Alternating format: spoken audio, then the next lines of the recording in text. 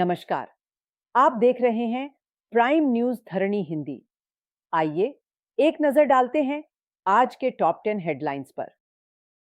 आज की सबसे बड़ी 10 खबरें क्या है जो सबकी जुबान पर। पीएम मोदी ने पुलिस प्रमुखों से AI deep fake, drug network और डिजिटल धोखाधड़ी से निपटने का आह्वान किया।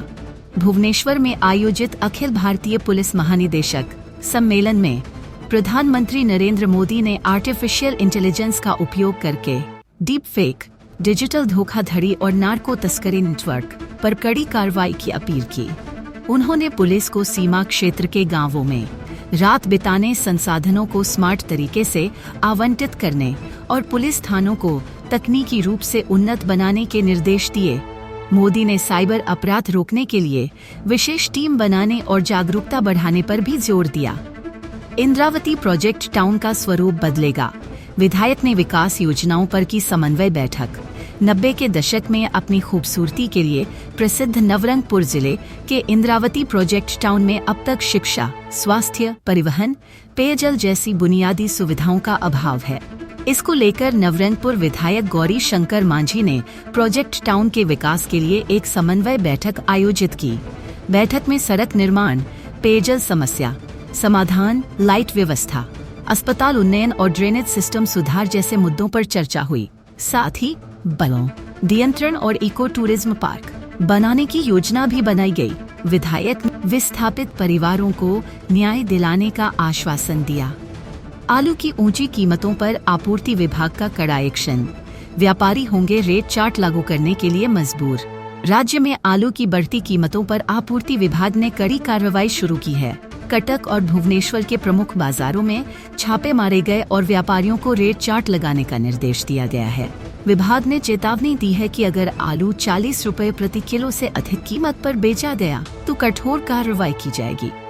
नक्सलियों का पीएलजीए सप्ताह, 3 राज्यों की सीमाएं सील।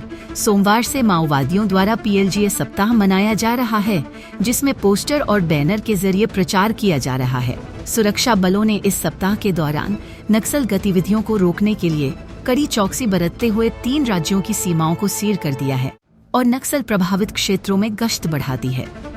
देवेंद्र फडणवीस को फिर से सीएम बनाने की मांग तेज, बीजेपी कार्यकर्ताओं की पहली पसंद। महाराष्ट्र में बीजेपी के कार्यकर्ता देवेंद्र फडणवीस को सीएम पद के लिए सबसे उपयुक्त मानते हैं। फडणवीस के नेतृत्व में पार्टी ने लगातार 3 बार 100 से अधिक सीटों का रिकॉर्ड बनाया है। जटिल गठबंधन और अनुभव की आवश्यकता को देखते हुए फडणवीस की काबिलियत पर बीजेपी का भरोसा कायम है। संसद शीतकालीन सत्र, जयशंकर देंगे भारत चीन संबंध और बांग्लादेश संकट पर जानकारी।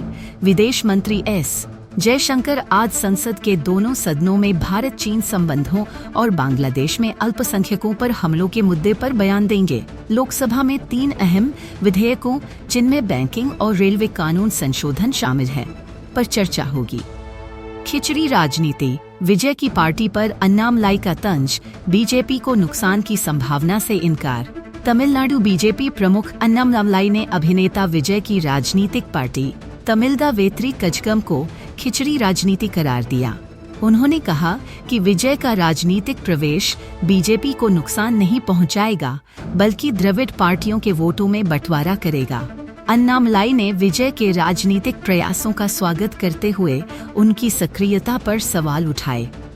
महबूबा मुफ्ती के देश विरोधी बयान पर बवाल, जम्मू कश्मीर बीजेपी ने की कार्रवाई की मांग।